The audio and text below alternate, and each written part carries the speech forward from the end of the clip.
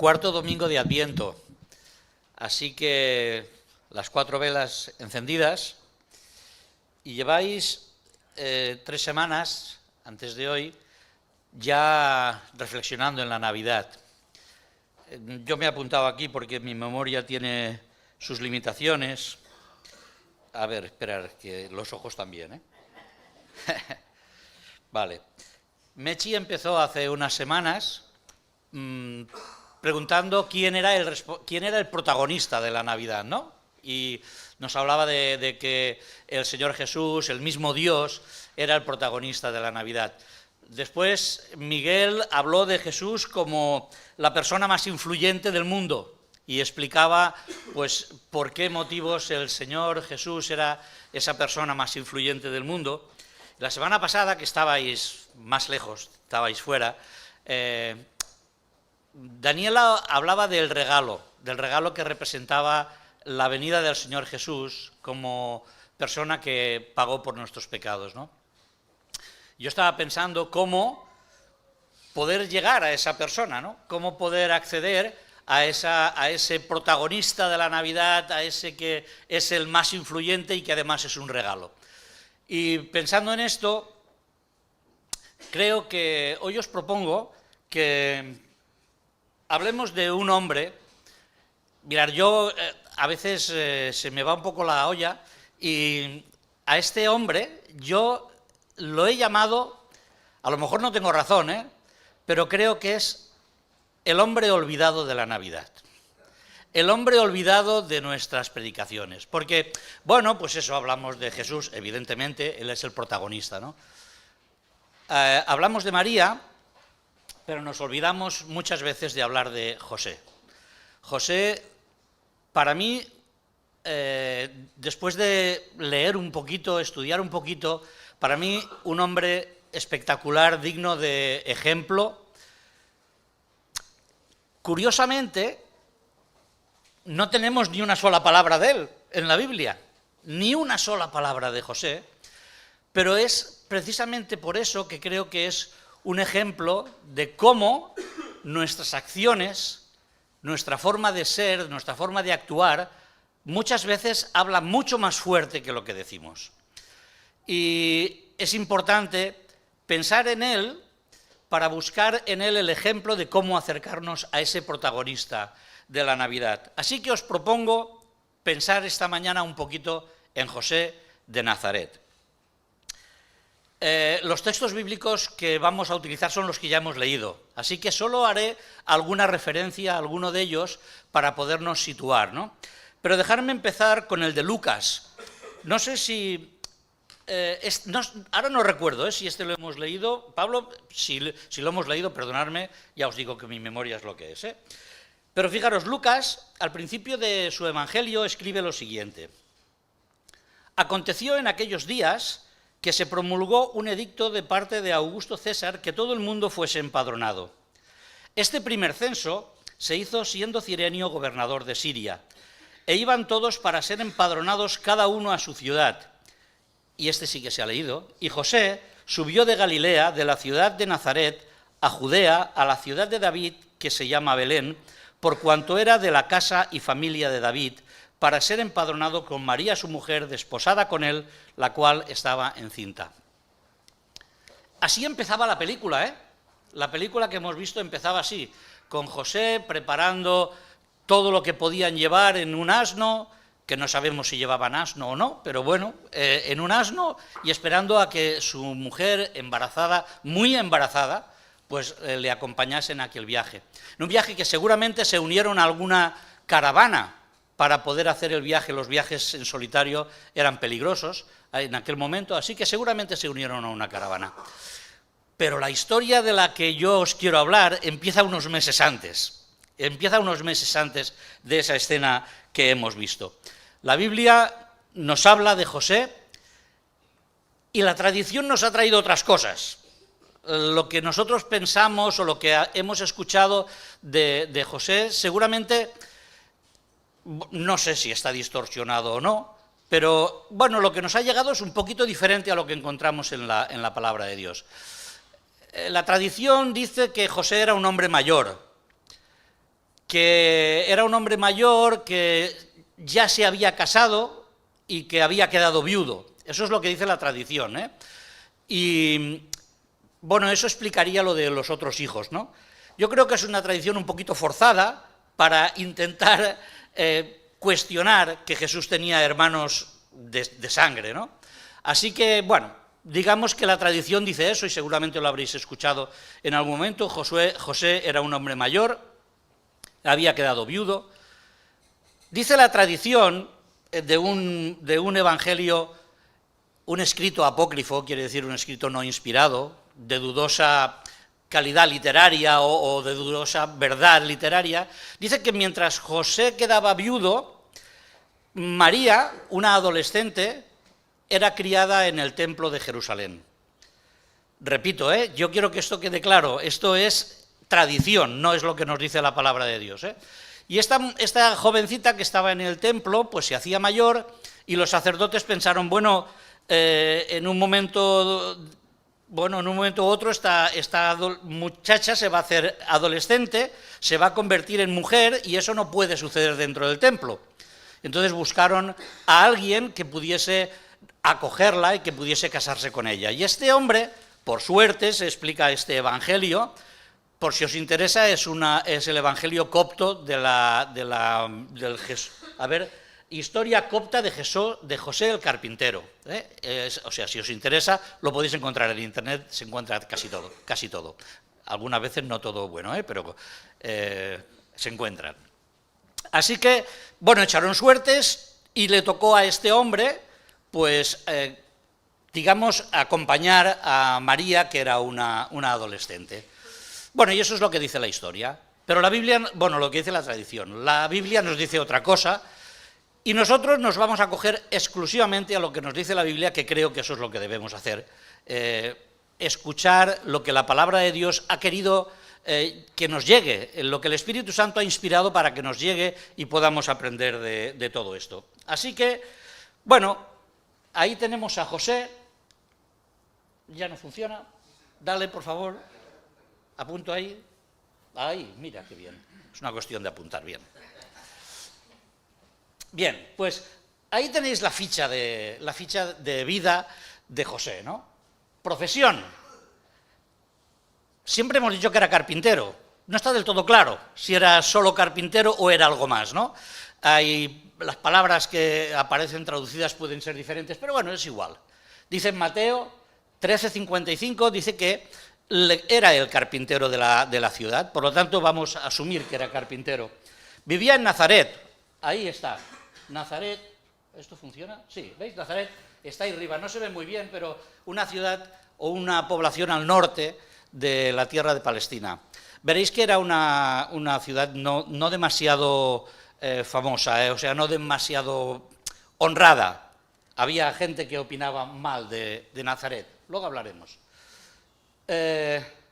Familia, dice la palabra de Dios que era hijo de Jacob, de la familia de David, del rey David, y por lo tanto tenía sus orígenes en una pequeña aldea del sur, al lado de Jerusalén, que se llamaba Belén.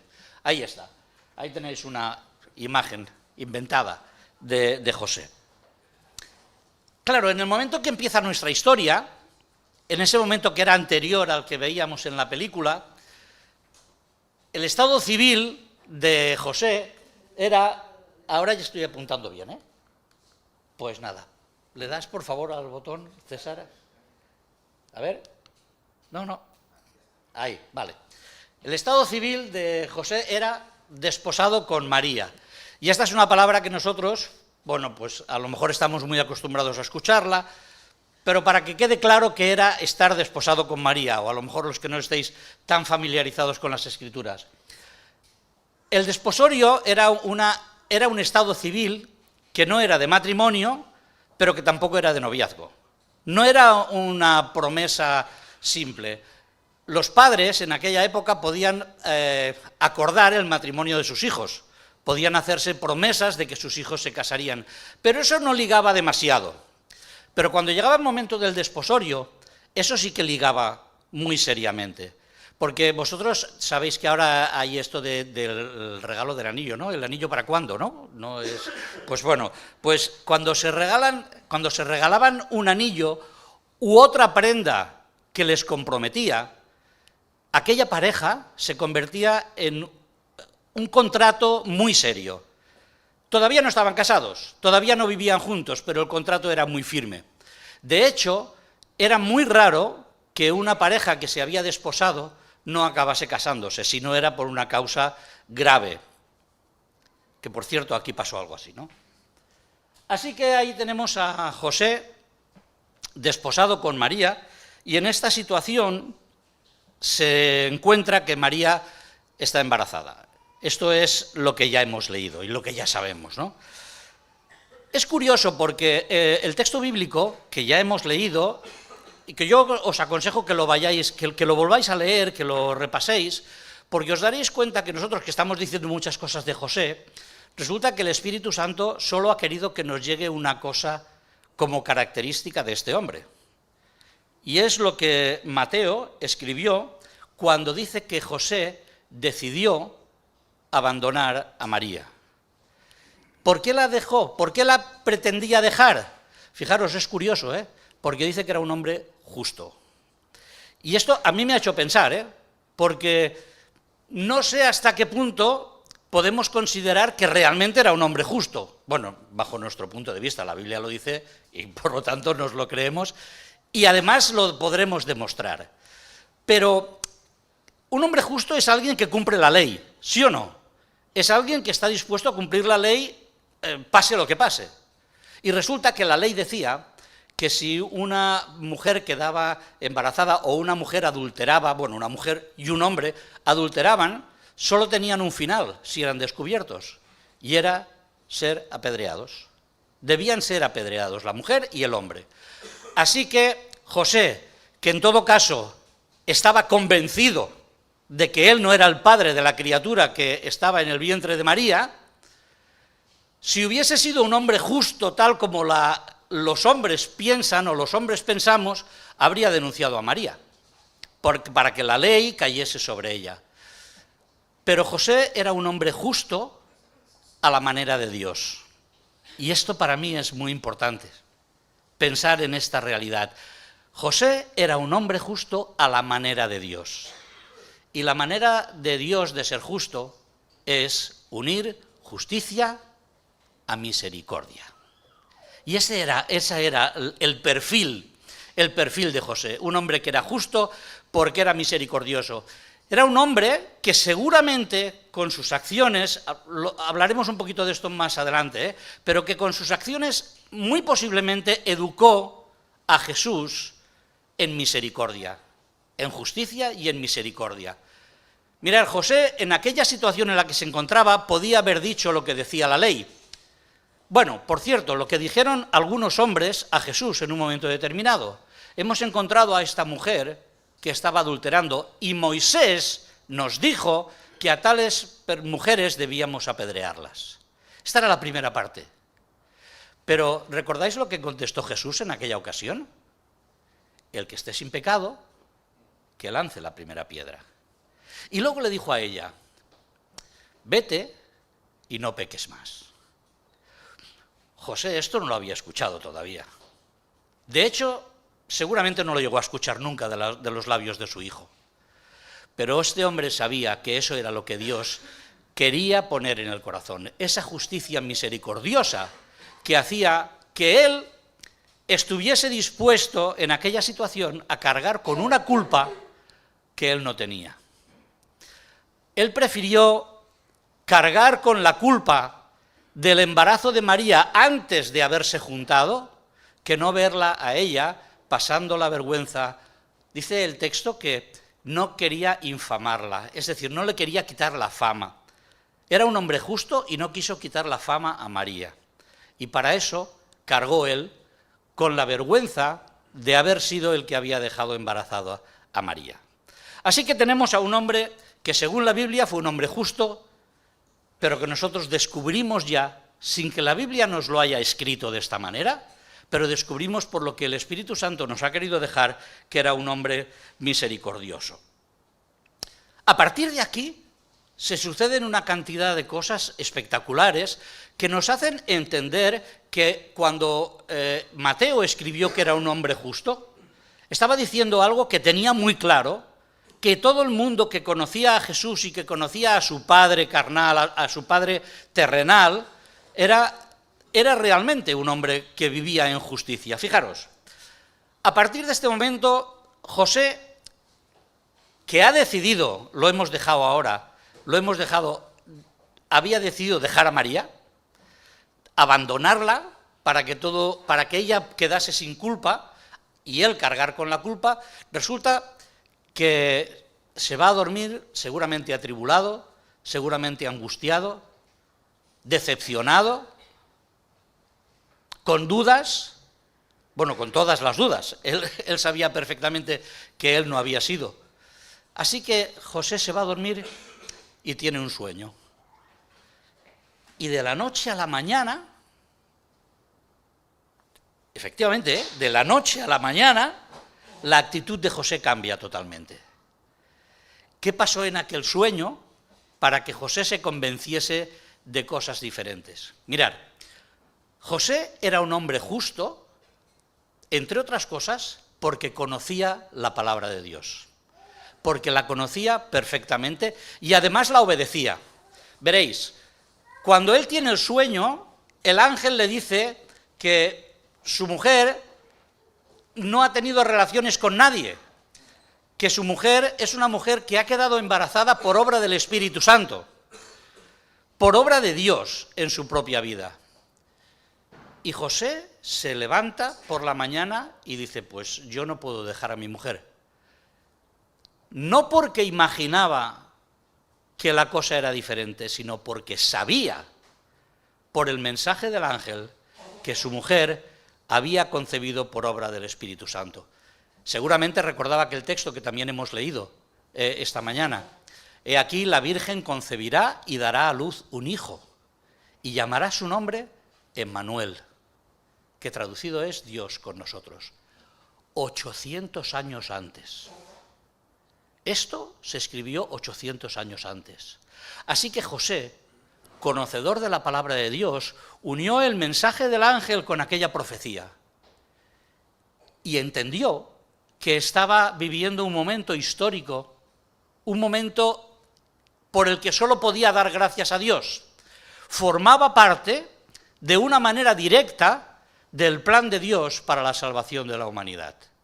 El ángel le había dicho, y llamarás su nombre Jesús, porque él salvará a su pueblo de sus pecados. Así que José, conocedor de las Escrituras, entiende que el mensaje que le llega es un mensaje del cielo, porque al fin y al cabo era un sueño. Pero aquel mensaje tenía conexión con lo que Dios había dicho hasta aquel momento.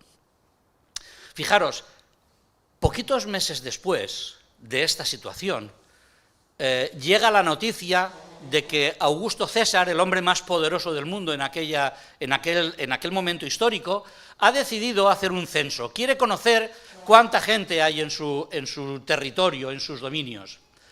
Y en aquel momento José se da cuenta de que tiene que coger a su esposa embarazadísima y hacer un viaje de 150 kilómetros a pie hasta sus lugares de origen, hasta Belén. Y seguramente en la cabeza de José se repetían escenas, se repetían textos, profecías bíblicas.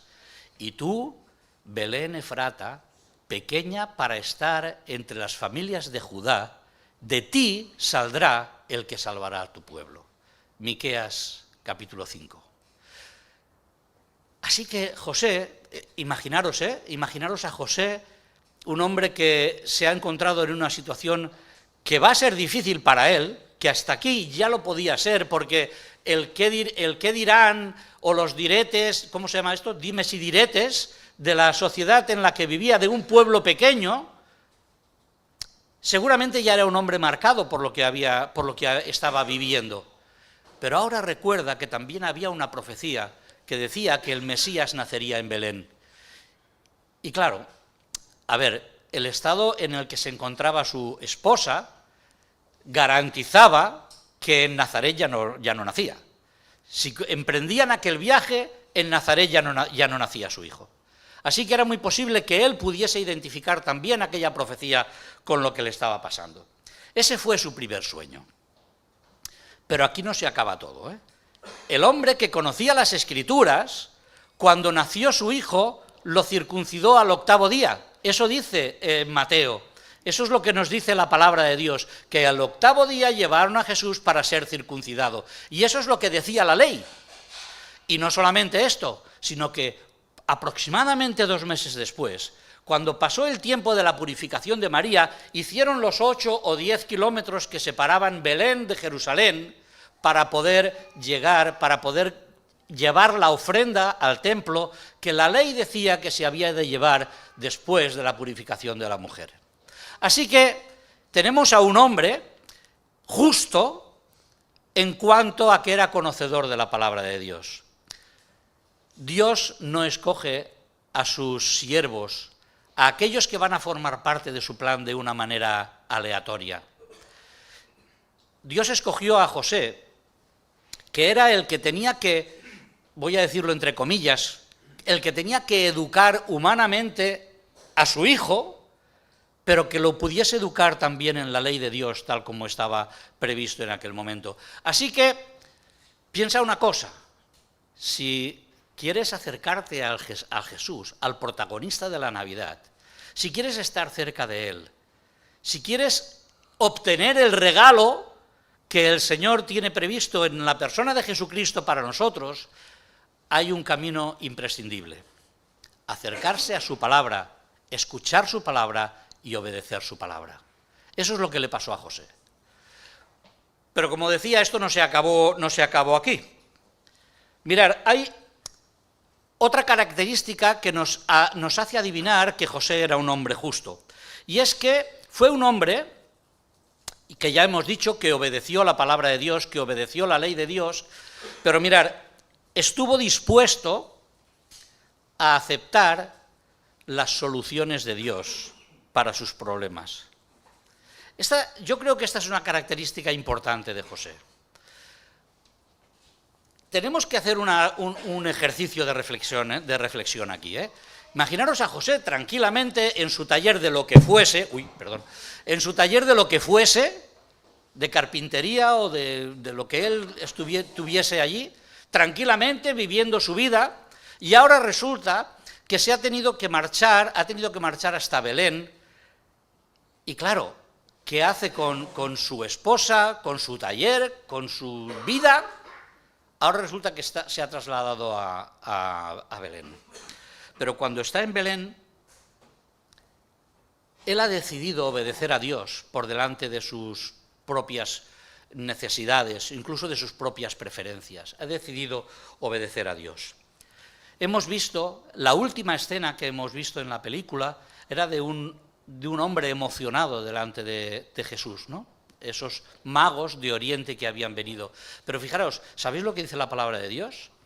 Que cuando ellos se marcharon, cuando partieron, un ángel del Señor apareció a José para decirle: José, quieren matar a tu hijo. Y es muy curioso, porque, claro, ese mensaje le llega del cielo, le llega a través de un ángel. Y Dios, que es todopoderoso, no le dijo: mira, José, hay alguien que quiere matar a tu hijo, pero tú no te preocupes, que el poder de Dios va a controlar la situación de manera que no te pase nada.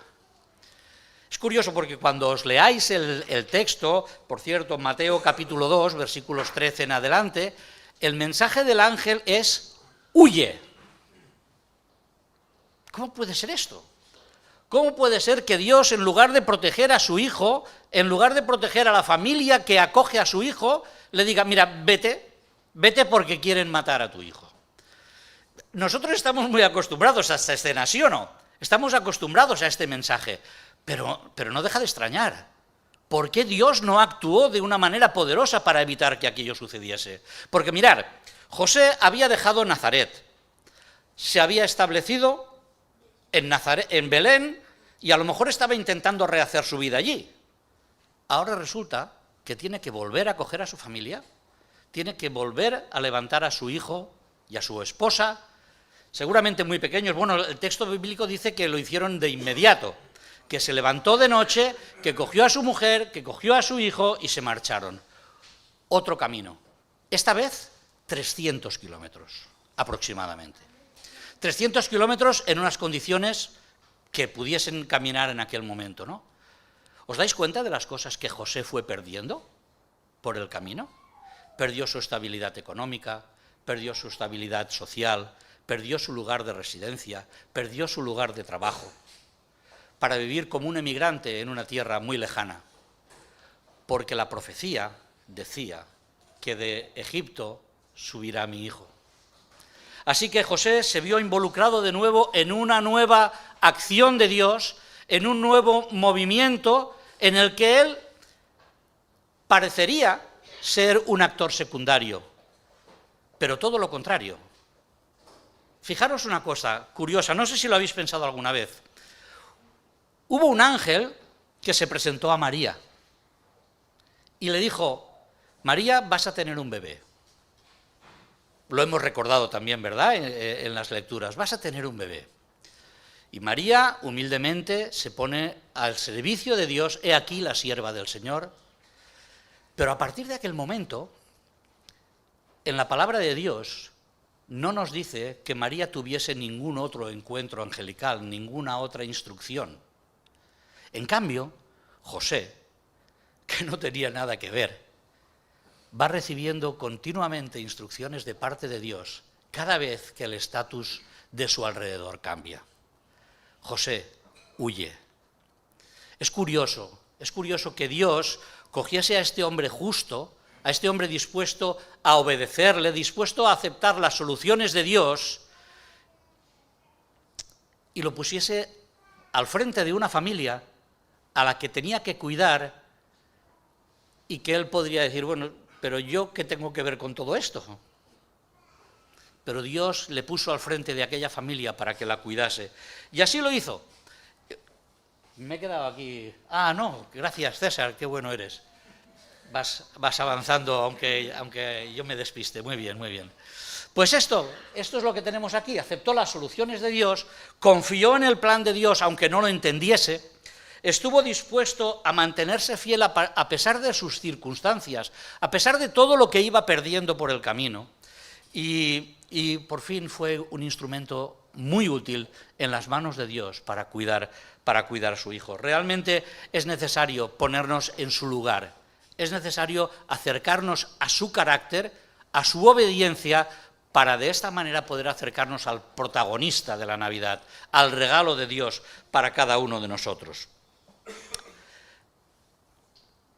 La verdadera justicia, como tenemos ahí, la verdadera justicia se manifiesta obedeciendo a Dios. No sé si alguna vez hemos pensado en las soluciones de Dios para nuestros problemas, o nos gusta buscar nuestras propias soluciones, porque a veces las soluciones de Dios no son las más agradables para nosotros. A veces las soluciones que Dios tiene para nosotros pasan por sacrificio, pasan por abandono, pasan por humildad, pero las soluciones de Dios os aseguro que son las mejores para nuestra vida, y José pudo vivir esta realidad. José fue un hombre justo porque además tomó decisiones, sus propias decisiones, que estaban en sintonía con el pensamiento de Dios. Pasó el tiempo, no sabemos cuánto, pero José ya a lo mejor se había empezado a establecer en Egipto en esta ocasión. Ya recordáis, ¿no? Dejó Nazaret, dejó Belén, ahora está en Egipto y tiene una nueva revelación en sueños. Una vez más, Dios se acerca a él a través de un ángel y dice: mira, José, que sepas que quienes pretendían la muerte de tu hijo ya han muerto, ya no están, puedes volver. Y entonces José coge de nuevo a su familia y empieza a hacer el viaje de vuelta. Y seguramente él pensaría: bueno, vamos a ver, mi hijo es el Hijo de Dios. Tiene una misión de salvación para este mundo.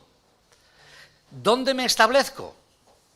¿Dónde me pongo a vivir? Pues a lo mejor lo más fácil habría sido me voy de nuevo a Belén, que ya había empezado a vivir allí, además Belén está muy cerquita de Jerusalén, cerca del templo, cerca de los sacerdotes, cerca de la vida espiritual de la nación. Me voy allí, que allí Jesús podrá desarrollar su ministerio de una manera poderosa. Pero el ángel le dice, no, a Nazaret. Porque José se entera de que quien gobierna ahora, si Herodes el padre era malo, el que quedaba ahora era peor. Así que José decide estar en la sintonía de Dios y volver a Nazaret. Y aquí es donde quiero recuperar aquel comentario que hacía antes, porque, claro, escoger entre Jerusalén, el lugar de la piedad, el lugar del templo, el lugar de la santidad, y irse a Nazaret, a un pueblucho de mala fama, ¿sabéis? En cierta ocasión, cuando Jesús empezó su ministerio, se encontró con Felipe. Y Felipe siguió a Jesús, uno de sus primeros apóstoles. Y Felipe se encontró con un amigo suyo, muy amigo, y le dijo, hemos encontrado aquel de quien hablaban las Escrituras. Dice, Jesús de Nazaret. Y Natanael, que es el que está hablando con Felipe, le dice, pero de Nazaret puede salir algo bueno. Así que la ciudad a la que el ángel le dice a José que lleve a su hijo es una ciudad de mala fama. Años después, en un momento que hablan los fariseos entre sí y que Nicodemo se le ocurre hablar a favor de Jesús, los otros fariseos le dicen, pero ¿eres tú también Galileo? ¿O es que tú no sabes que de allí nunca ha salido ningún profeta ni nada bueno? Así que fijaros, José toma una decisión de ir a un lugar que no era a lo mejor el más adecuado, pero yo no sé si él lo tenía presente. Estaba tomando una decisión en la sintonía de Dios. Fijaros, el texto dice que vino, Mateo 2:23, dice, y vino y habitó en la ciudad de Nazaret, escuchad bien, para que se cumpliese lo dicho por los profetas de que había de ser llamado Nazareno. Así que, tomando sus propias decisiones, cerca de Dios, estaba andando el camino que Dios quería. Estaba haciendo ese camino. La verdad es que esa profecía de la que nos habla Mateo no la encontramos en ningún texto del Antiguo Testamento, pero seguramente era una profecía oral que había llegado. Jesús, el Hijo de Dios, el Mesías, sería llamado Nazareno. Y ahí estamos con José, haciendo ese camino hacia el lugar en que Dios le había encomendado. Un lugar, como hemos dicho, de mala fama. Quizá el lugar al que Dios te lleva a hacer misión es un lugar que no tiene buena fama, pero Dios te lleva, como le llevó a él. Pero además, y para mí esto tiene mucha importancia, un lugar en el que todo el mundo conocía su historia. Cuando a veces queremos huir de nuestro pasado, queremos que las cosas se olviden, resulta que José acaba volviendo a la ciudad en la que todo el mundo sabía cuál era su historia, o suponía cómo era su historia. Porque dice el texto que Jesús, cuando empezó su ministerio, era como de 30 años, hijo, según se creía, de José, el carpintero. Así que ese estigma José no se lo quitó nunca de encima. Todo el mundo asumía, creía que José era el padre de Jesús. Así que él estuvo decidido a ir a aquel lugar, a un lugar que a lo mejor no habría sido el que más le hubiese apetecido, pero era el lugar al que Dios le llevaba.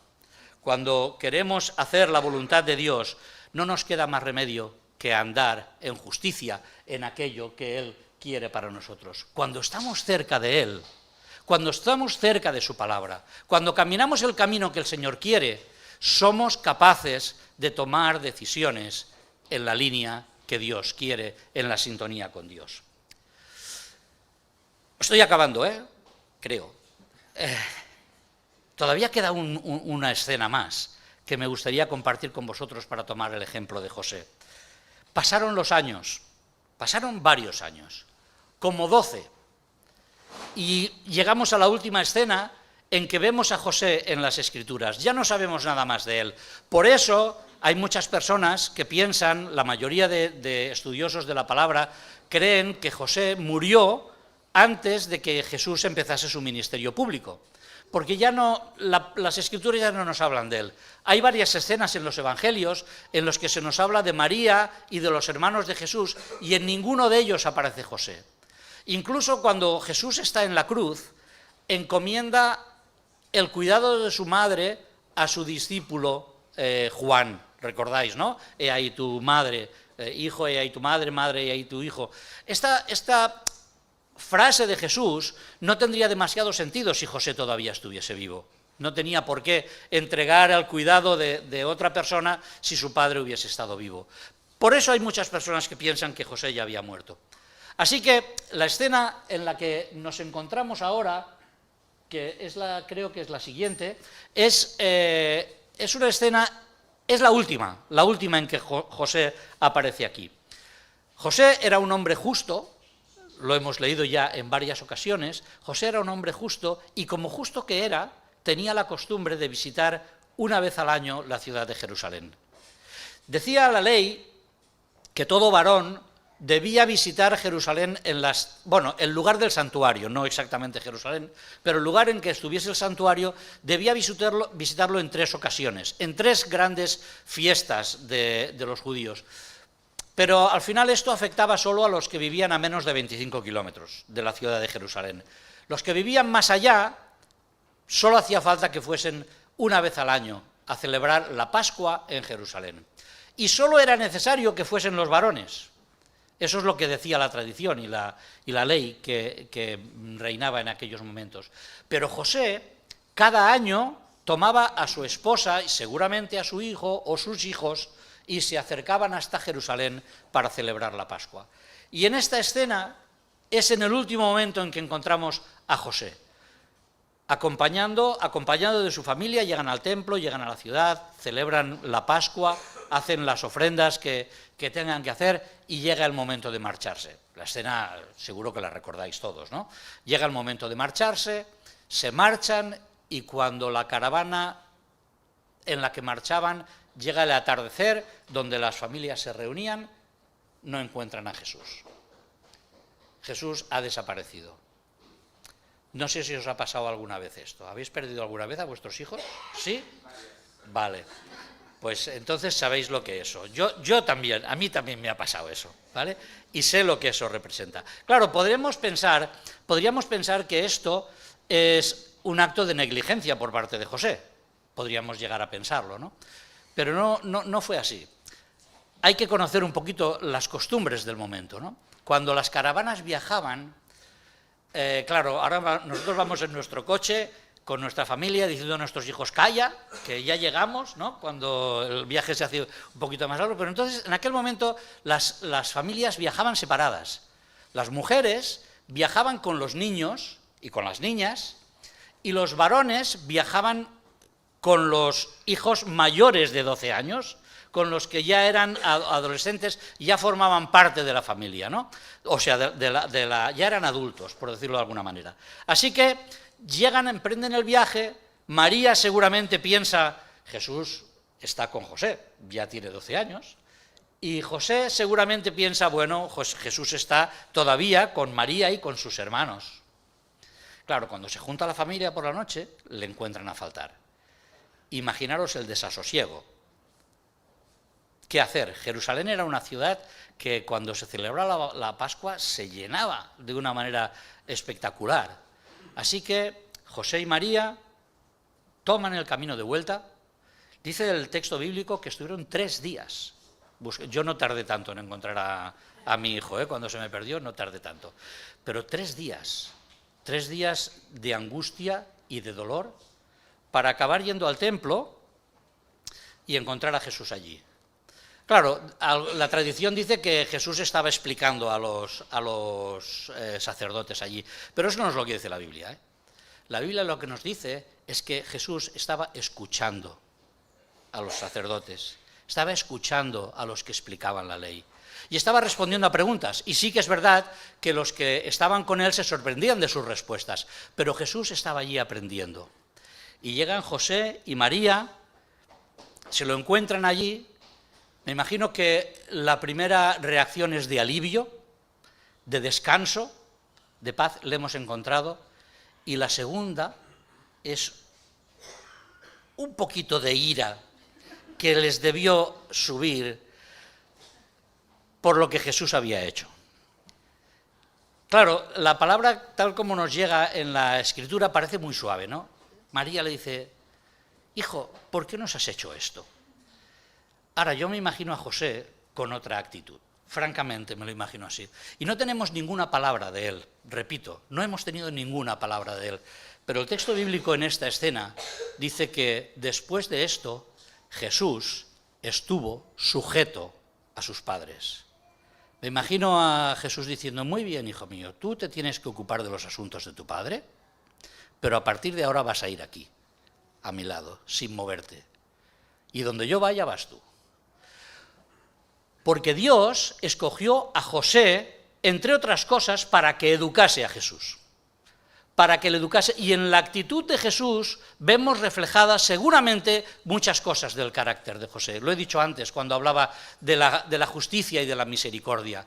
Pero, ¿recordáis una escena en la que a Jesús le muestran una moneda y le dicen: ¿es legítimo dar a César, o sea, pagar impuesto a Roma? ¿Y Jesús qué responde? Dad a César lo que es de César y a Dios lo que es de Dios. Y eso José lo había hecho muchos años antes. José había ido a Belén a cumplir con el edicto de César, pero había educado a su hijo según los planes de Dios, dando a César lo que era de César y a Dios lo que era de Dios. Así que este es José, el hombre olvidado de la Navidad, de aquel que muchas veces no escuchamos, ni siquiera hablamos.